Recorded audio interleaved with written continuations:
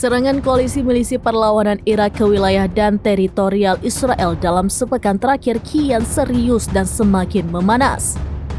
Terbaru, milisi perlawanan Irak mengumumkan jika mereka melancarkan serangan ke salah satu pangkalan udara Israel menggunakan drone.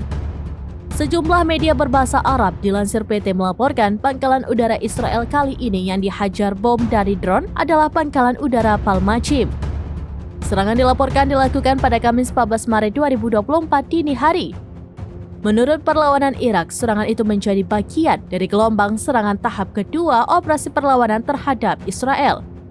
Mereka juga menyatakan melipat gandakan serangan mereka ke Israel pada bulan Ramadan sebagai balasan atas genosida terhadap penduduk Gaza.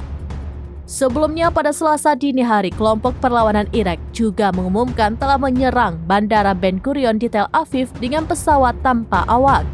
Hingga saat ini perlawanan Irak telah melancarkan puluhan serangan ke fasilitas-fasilitas vital rezim Zionis di seluruh wilayah pendudukan dengan drone dan rudal.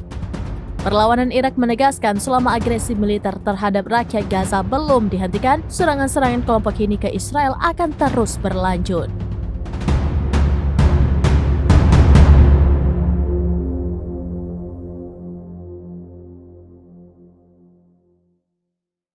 Download Tribun X sekarang, menghadirkan lokal menjadi Indonesia.